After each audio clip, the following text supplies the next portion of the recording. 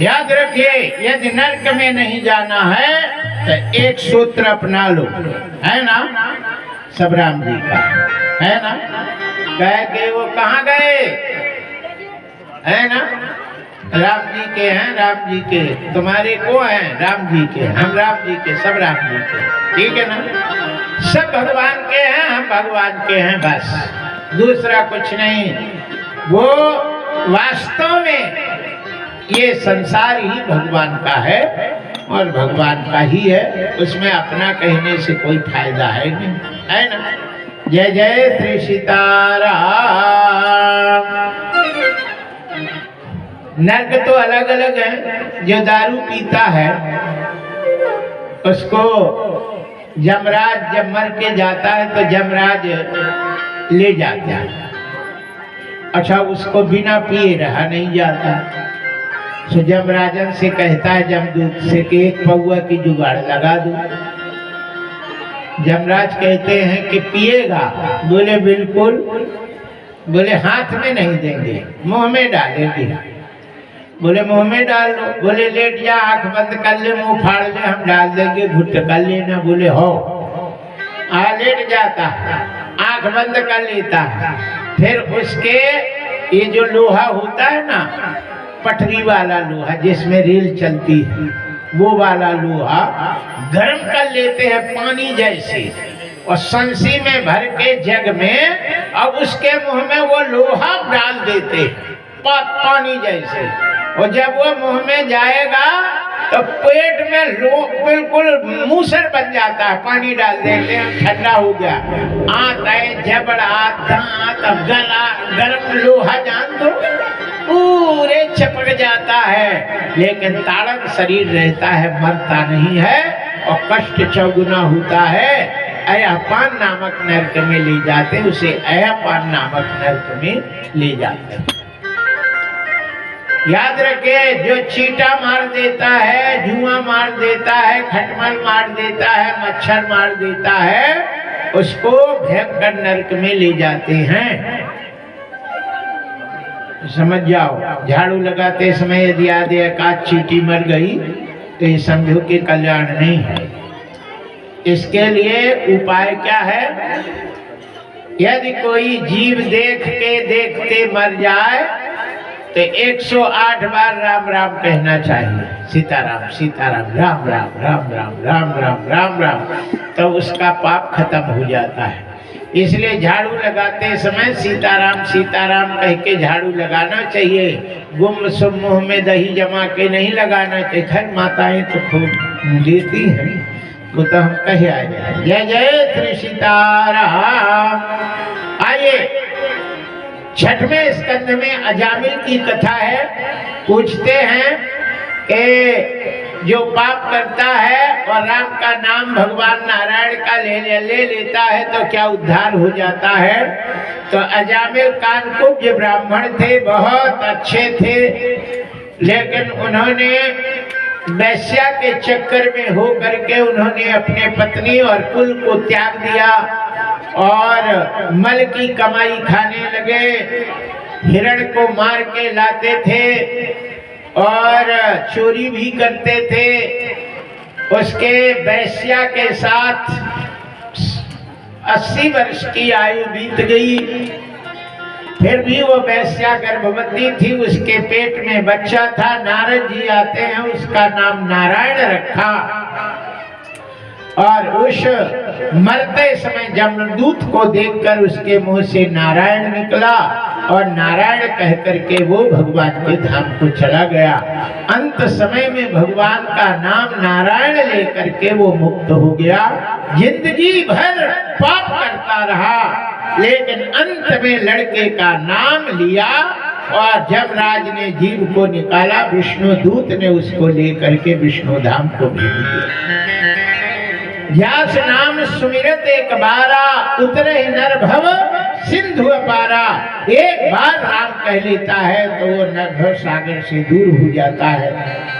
इसलिए सभी माताओं से हाथ जोड़ करके प्रार्थना है, प्रार्थना कर सकते हैं और तो कुछ कर नहीं सकते। ये हलो बलो बिल्कुल बंद कर दो। फोन में कभी हलो नहीं कहना, है ना। हलो क्या तुम्हारा कोई यार दोस्त है? बचपन का कोई दोस्त हो गए तो यार का स्मरण बनाए रखो। कोई अपना तो है नहीं कि है हलो, कोई है नहीं है। फिर पहले हलो क्यों कहते हो? ये किसने तुमको सिखा दिया? हमारे ये संगीतकार, ये माइक सेट वाले तो हेलो नहीं कहते, नहीं तो सब जगह हमने देखा हेलो माइक टेस्टिंग हेलो। अरे तुम्हारे करकाजी हेलो को है तुम्हारा? यहाँ नारायण कहते हैं, है ना। राधे जय श्री राधे, राधे जय श्री राधे। हम वहाँ बैठे बैठे सब सुनते रहते हैं। एक बार भी किसी ने माइक में हेलो नहीं कहा। केवल गुना में ही यही साउंड वाले हैं जिनने चेक करते समय हेलो नहीं कहा, और नहीं तो कान खपड़िया फोड़ डालते हैं। Hello hello mic testing hello 1 2 3 hello. मूर्ख। एक बार भी राम कह लो राधा कह लो तो कल्याण हो जाए। ये हेलो क्या लगता है तुम्हारा? अरे माताओं को जरूर हमने देखा है, फोन आया हेलो बोलो। ये हेलो क्यों कहते? सभी माताएं सभी बहनें फोन उठाए और राधे राधे कहा करें, जय श्री कृष्णा या राधे राधे, ठीक है ना। हेलो को बिल्कुल हेलो टाटा बाय बाय इन सब को छोड़ देना चाहिए और मुख में राम का नाम उच्चारण करो, राधे करो, जय भोले जय शंकर कछु कहो, जो भी तुम्हारे इष्ट हो। सबके अपने अपने बापन की सौगंध है, महतारिन की सौगंध है। कोई हलो नहीं कहेगा। यदि हलो निकले आए तो 100 बार राम राम कहना पड़ेगा। ये मैं व्यासपीठ से कहता हूँ। जिनके भारत भूमि में रहते हो, जो भोलेनाथ हमारी रक्षा करते हैं, जो माता दुर्गा मैया हमारी रक्षा करती है, उसका नाम छोड़कर हम लोग हलो मलो कहते हैं, ये धिक्कार है। उन्हें जीना नहीं चाहिए, चुल्लू भर पानी डूब में मरना चाहिए। ये कहते हैं जिनने राम नाम नहीं गाया, है ना, डूब के मर जा रे चुल्लू भर पानी में। जय जय श्री सीताराम। भरी जवानी में तुमने हलो हलो कह के जिंदगी बिता दी, चुल्लू भर पानी में डूब के मर जाना चाहिए।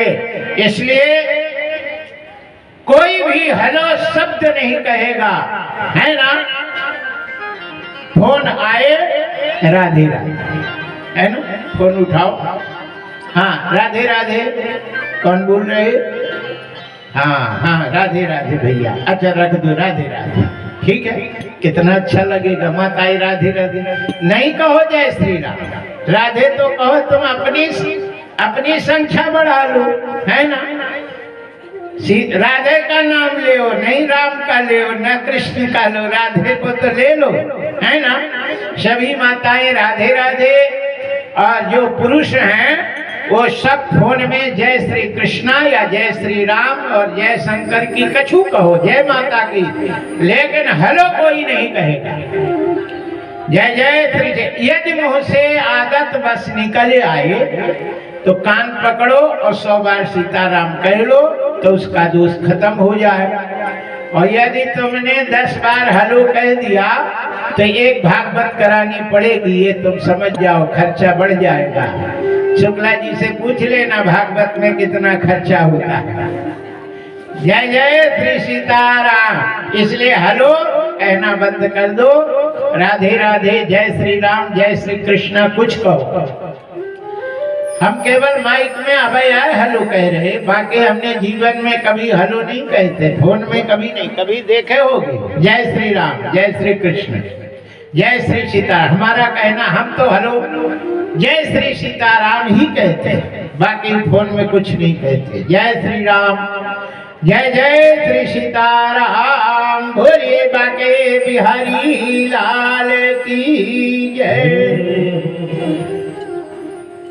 हम जो कहे तो बुरा तो नहीं माने।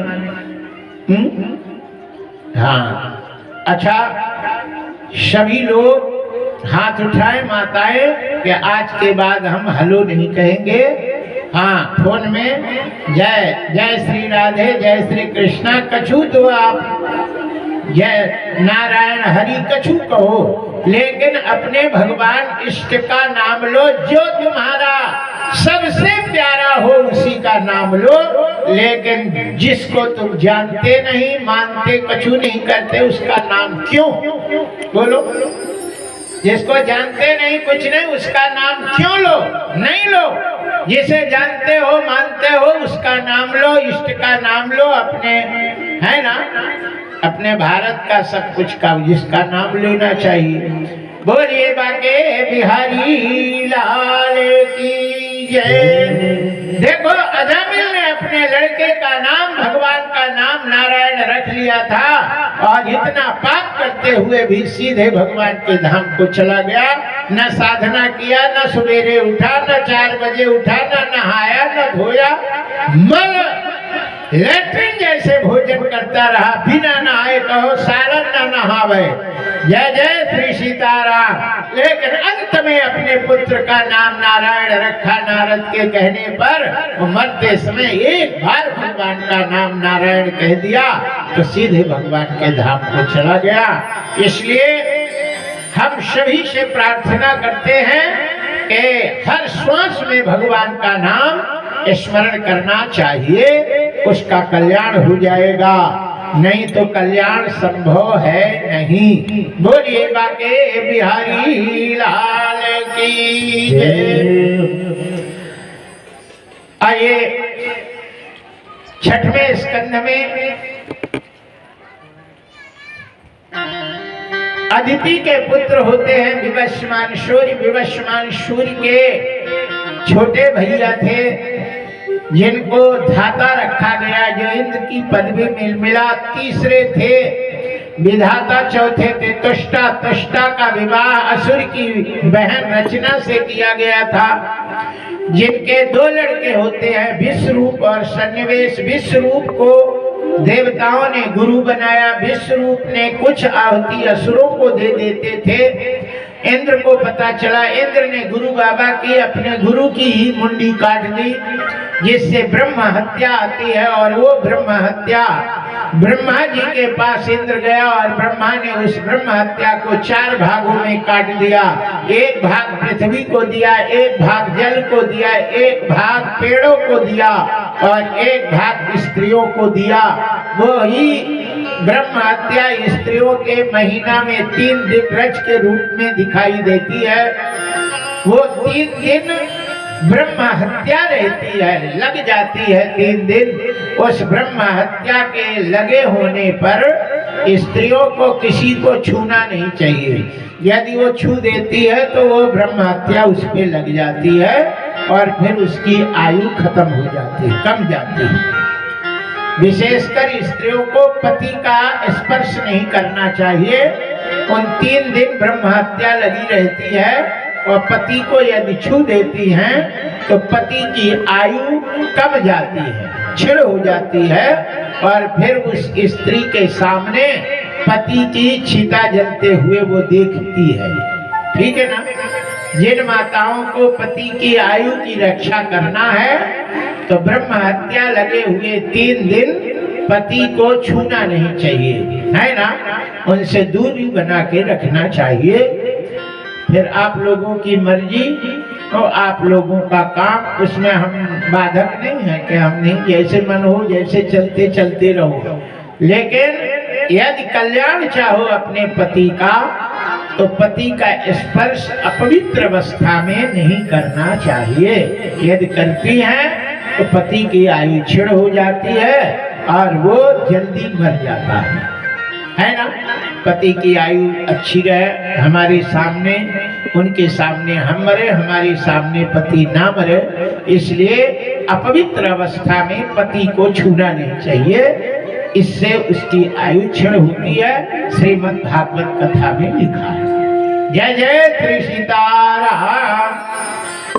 सोने के बाद शरीर अपवित्र हो जाता है और अपवित्र अवस्था में पति का स्पर्श करने से पति की आयु क्षीण होती है। दूसरी बात और आगे नहीं बताएंगे। जय जय श्री सीताराम। ये ब्रह्म हत्या जो दी गई या ली है, इसका मूल कारण है कि जो शक्तिशाली होता है वही इस पाप को समन करता है, जो शक्तिशाली नहीं होता वो समन नहीं करता। त्वष्टा ने इंद्र को वध करने के लिए यज्ञ किया और उस यज्ञ से वृत्तासुर नाम का दैत्य पैदा हुआ। उस दैत्य को मारने के लिए दधीचि ऋषि की हड्डी का वज्र बनाया गया था और उस वज्र से वृत्तासुर का वध किया गया। पूर्व जन्म में वृत्तासुर चित्रकेतु नाम का राजा था जिसके 1 करोड़ रानी थी। उन 1 करोड़ रानी के कोई संतान नहीं था। अंगिरा ने एक फल दिया, वो फल बड़ी रानी को दिया। बड़ी रानी गर्भवती हुई, एक पुत्र को जन्म दिया। 1 करोड़, हम गणित नहीं जानते, बहुत कम जानते, आप लोग लगा लेना। 1 करोड़ में 1 कम कर दे तो कितना होता है वो आप लोग जाने। 1 करोड़ रानी में 1 रानी को निकाल दो, बाकी जितनी बची वो सब में सौतिया डा हुई और सब मिलकर के उस लड़के को जहर दे दिया। गुना की माताएं तो देवी हैं और माताएं तो बिल्कुल खतरनाक रहती है ना। गुना के अलावा ऐसी रहती हैं कि खा नहीं पाती तो बगरा जरूर देती है।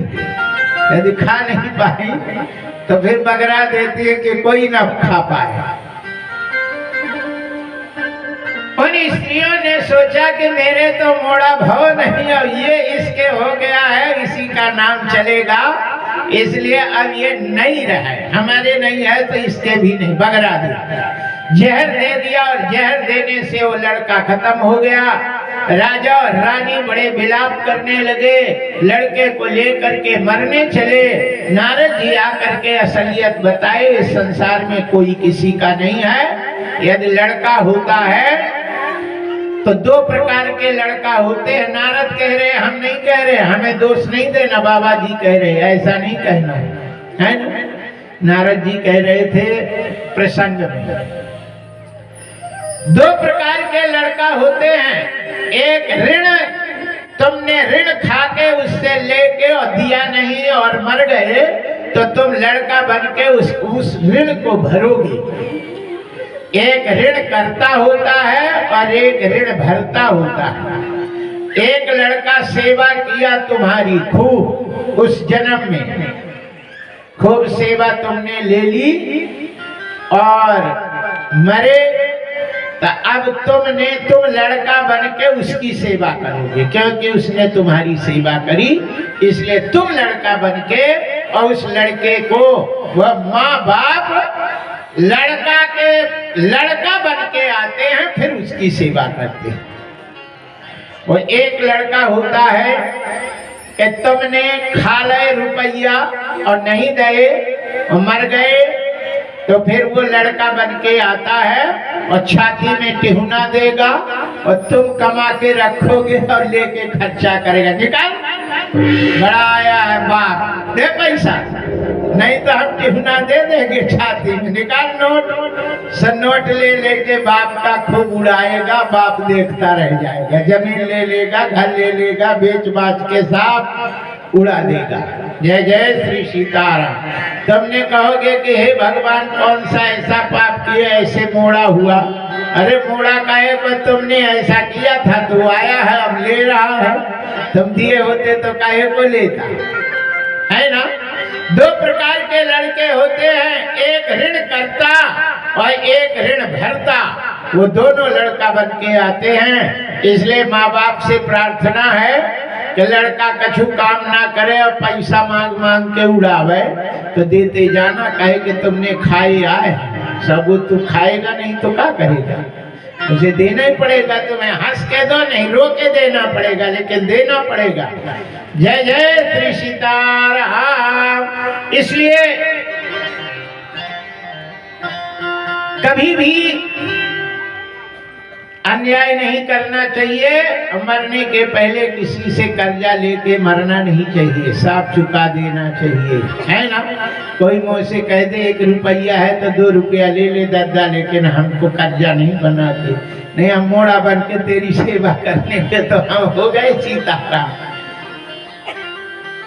जय जय श्री सीताराम।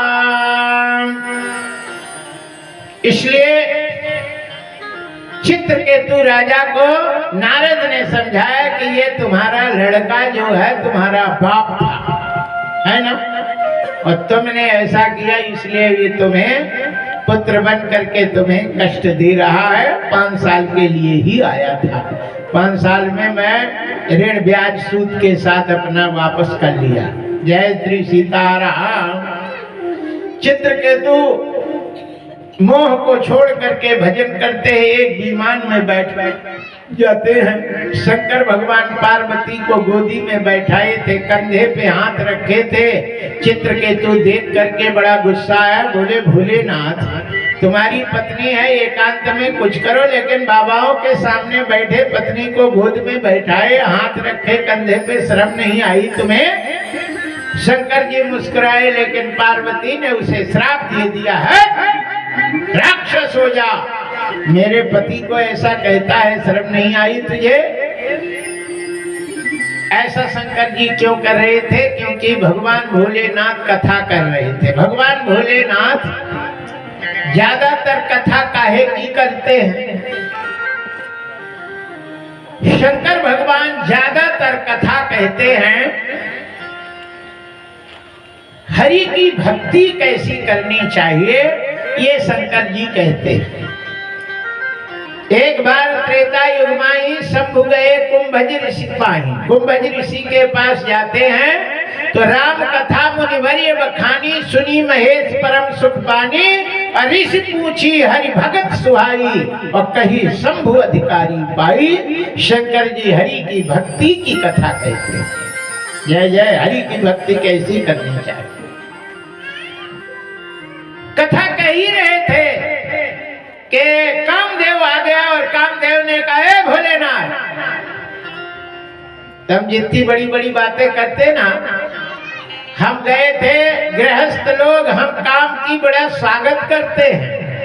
कामदेव आ जाए तो मैं पत्नी को खुश करूं सकूं, और तुम्हारे पास पत्नी नहीं थी, हम आए तो तुमने हमें जला दिया, और पत्नी होती तो जलाते नहीं, स्वागत करते। भोलेनाथ ने कहा, मूर्ख, पत्नी अब मेरे पास है, और तेरी जितनी शक्ति लगाना है वो लगा ले। यदि मेरे अंदर काम का संचार हो जाए तो कहना। और पत्नी को पास में बोले, आजा मेरे पास, मेरी गोद में बैठ जा, चला बाण। और कामदेव बाण चला रहा था। पार्वती कहती हैं कि हमरे जान सदा शिव जोगी, आज अनवद्य अकाम अब होगी। भगवान भोलेनाथ अपने हमरे जान सदा शिव जोगी, आज अनवद्य अकाम अब होगी। उसी समय चित्रकेतु ने उल्टा सीधा कहा। पार्वती ने इसीलिए श्राप दिया कि जब तक पूरी कथा जाने नहीं तब तक कुछ बोले नहीं। और वो चित्रकेतु ही कहते हैं कि वृत्तासुर के रूप में अवतरित हुआ था। आइए 6वें स्कंध में बहुत सी कथा और है। दिति के हिरण्यकश्यप और हिरण्याक्ष हुए थे।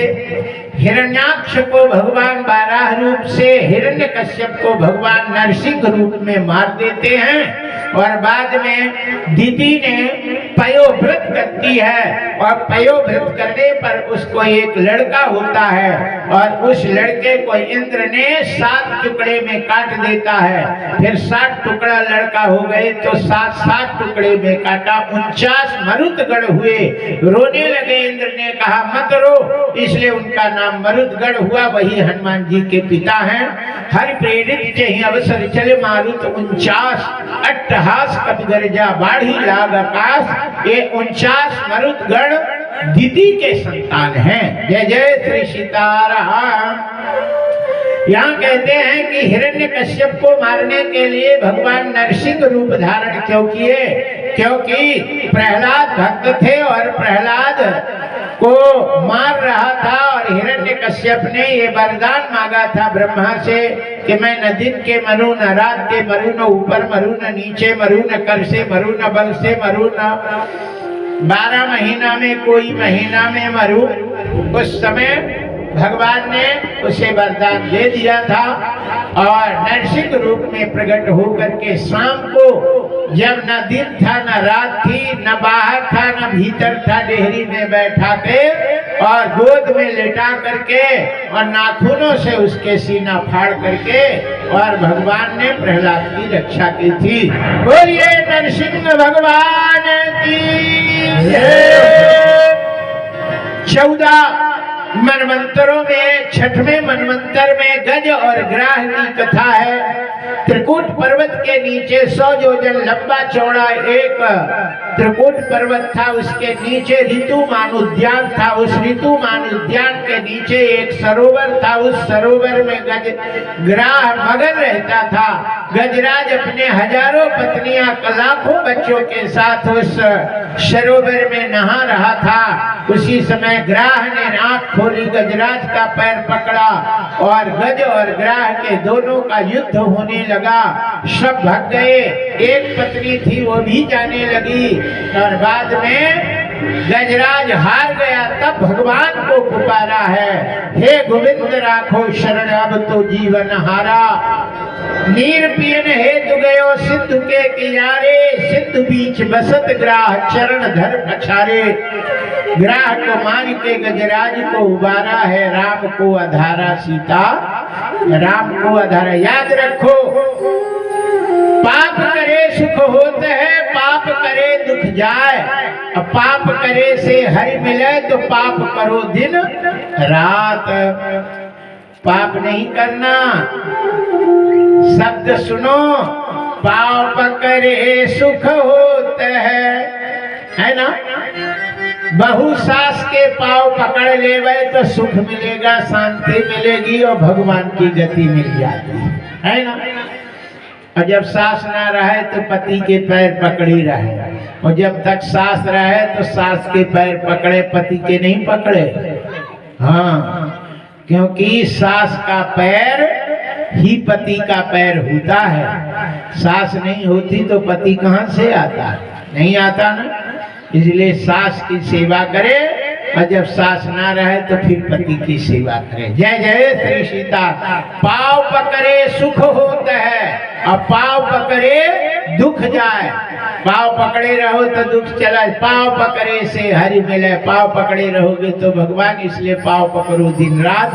पाव पकड़ना है कह रहे, पाप नहीं करे। और सुनने में लगता है कि पाप करे। पाव पकड़े, पाव पकड़े सुख होता है, पाव पकड़े दुख जाए, पाव पकड़े से हरि मिले। तो पाव पकड़ो दिन रात, पाव पकड़ो, पैर पकड़ो। जय जय श्री सीताराम।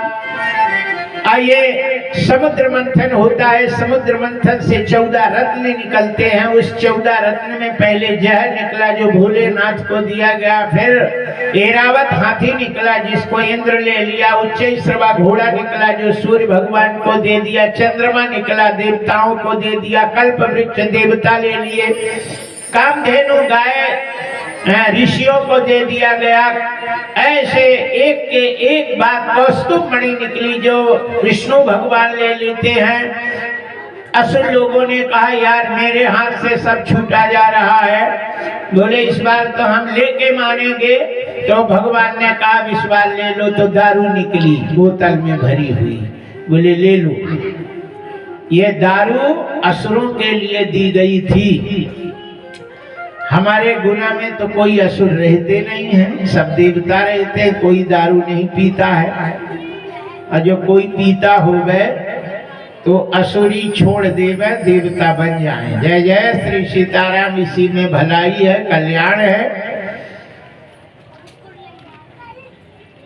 दारू पीने वाला असुर होता है, राक्षस होता है। कोई देवता दारू कभी नहीं पीता। कि पीता है देवता? कोई दारू पीता है? कहीं सुने हो? दारू राक्षस पीते हैं, असुर लोग पीते हैं, दैत्य पीते हैं, राक्षस पीते हैं। देवता कभी दारू नहीं पीते। इसलिए जो भी दारू का लत लगी हो तो बस भागवत की कथा से त्याग करके और देवता बन जाना। इसी में तुम्हारी कल्याण है, मेरा भलाई है, सबका भलाई है। पत्नी की भलाई, बच्चे की भलाई, कल्याण की भलाई, कुल की भलाई, देश की भलाई, गांव की भलाई, राज्य की भलाई, प्रदेश की भलाई और राष्ट्र की भलाई है। और नहीं करोगे तो किसी की भलाई हो नहीं सकती। बोलिए बाके बिहारी लाल की जय। हरिशरणम। आइए,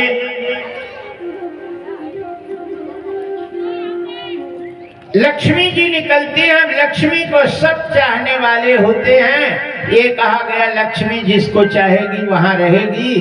वरमाला लेके जाती हैं और वरमाला उसी के डालती है। लक्ष्मी जिसके इतने गुण ना हो, अवगुण ना हो, जो गुटखा न खावे, तमाकू नहीं खावे और दांत बिल्कुल साफ रहे, कोई नशा पत्ती ना करे, कुचैलनम दत्तमलोपधारणम बहुवासनम निष्ठुर वाक्य भाषणम सूर्योदय स्थित दिवाभिषेकम विमुच्यते श्री रवि चक्रपाणि।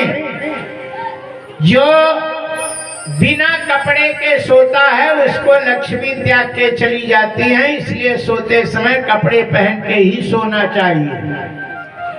जो बिना हाथ पैर धोए सोता है लक्ष्मी त्याग देती हैं। इसलिए हाथ पैर धो के शाम के गीले पैर नहीं सोना चाहिए। हाथ पैर धो लेकिन सेक के सोना चाहिए। और जो बिना हाथ पैर धोए भोजन करता है उसको भी लक्ष्मी त्याग देती हैं। इसलिए सभी माताएं कानून लागू करें अपने घर में। संविधान संशोधन आज कर ले। अपने घर में संविधान संशोधन माताएं करें। जो जूता मोजा पहने हो उसकी रोटी नहीं दे भाई, है ना? हाँ, हाथ पैर धो के ही भोजन करना चाहिए। जो माताओं को अपना लड़का प्यारा हो, पति प्यारा हो, वो अपने पति और लड़के को जूता पहने हुए, मोजा पहने हुए भोजन नहीं देना चाहिए।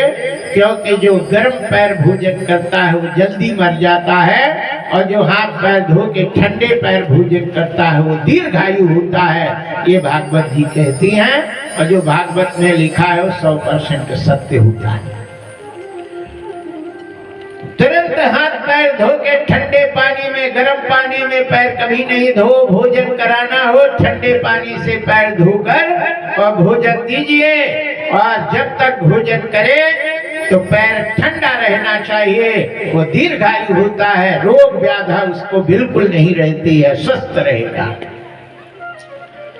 ये जो मैं माइक से और ये इतने देवता हैं, ये सब साक्षी हैं। जो कह रहे हैं वो 100% सत्य है।